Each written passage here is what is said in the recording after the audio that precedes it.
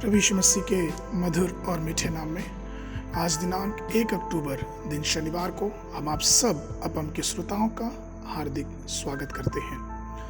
आज के दिन के लिए जो वचन है वो लिया गया है उत्पत्ति की पुस्तक उसका 8 अध्याय 4 पद। वचन इस प्रकार से कहता है, 7वें महीने के 17वें दिन को जहाज अरारात नामक पहाड़ पर टिक गया।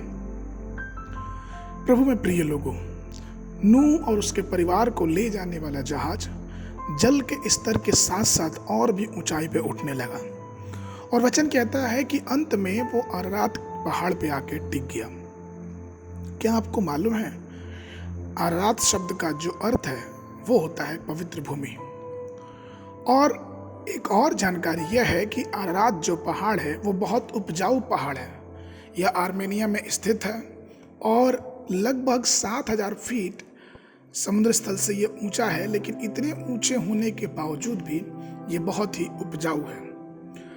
हम वचन पढ़ते हैं कि लगातार बारिश और जल के सोते खुल जाने की वजह से जैसे जैसे पृथ्वी पे पानी बढ़ता जा रहा था वैसे वैसे जहाज भी ऊपर उठता जा रहा था।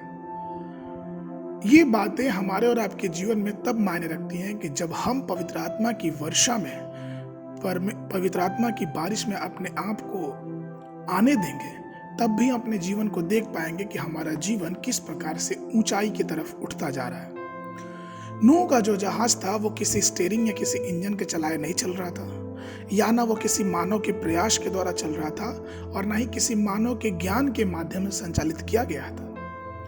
ना उसे दाएं घुमाना था ना उसे बाएं घुमाना था। उसकी हर एक चाल बारिश के उस मौसम पे या फिर यूं कहें कि पानी के बहाव पे आधारित थी। और जिस प्रकार से पानी आता गया वो जहाज और भी ऊपर उठता गया और अंत में अरारात पहाड़ पर टिक गया। प्रियो, जब हम और आप भी पवित्र आत्मा के नेतृत्व में अपने जीवन को पवित्र करके उसके हाथों में समर्पित कर देते हैं तो हम भी ये देखेंगे कि परमेश्वर की आत्मा हमें इस संसार के हर एक बातों से आगे निकाल के और अपनी अगुवाई में हमें आगे लेके चलता है। नूह के दिनों में आकाश की खिड़की, आकाश की जो झरोखे थे वो खुल गए और वर्षा होने लगी। ठीक उसी प्रकार से जकरिया की पुस्तक उसका 10 का पहला पद में लिखा है कि बरसात के अंत में यहोवा से वर्षा मांगो, और योएल की पुस्तक उसका 2 के 28 में लिखा है, उन बातों के बाद मैं सब प्राणियों पर अपनी आत्मा उड़ेलूंगा, तुम्हारे बेटे बेटियां भविष्यवाणी करेंगे और तुम्हारे पुरनिये स्वप्न देखेंगे और तुम्हारे जवान दर्शन देखेंगे।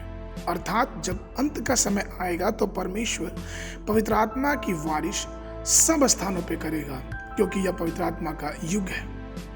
यह जहाज कोई और नहीं लेकिन परमेश्वर की कलीसिया है जो स्वर्ग में उठाए जाने के लिए पवित्र आत्मा तैयार कर रही है। यह अरारात पहाड़ कुछ और नहीं लेकिन अनंत चट्टान जो यीशु मसीह है वो है। जब तुरही फूकी जाएगी तो पवित्र आत्मा हम कलीसिया को हमारे दूल्हे के पास लेके जाएगा।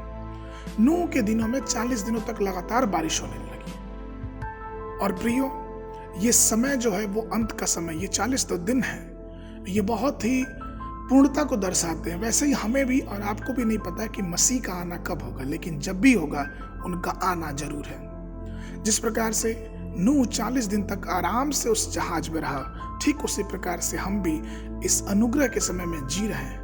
इसलिए आइए, जब हम इस संसार में जी रहे हैं तो पवित्र आत्मा को अपने जीवन को चलाने दें। पवित्र आत्मा जिधर चाहे हमारे जीवन की नैया को लेके जाए और अपने दरवाजों को, मन के दरवाजों को प्रभु के लिए खोलें, क्योंकि प्रभु का आना बहुत ही नजदीक है। आज के मनन के लिए यशायाह नबी की पुस्तक उसका 2 अध्याय 2 पद।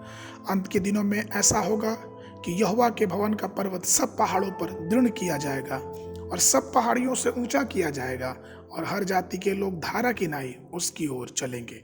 बाइबल अध्ययन के लिए सुबह के समय यशायाह नबी की पुस्तक 11, 12 और 13 अध्याय, संध्या के समय इफिसियों की पत्री उसका 4 अध्याय। परमेश्वर आप सबको आशीष देवे।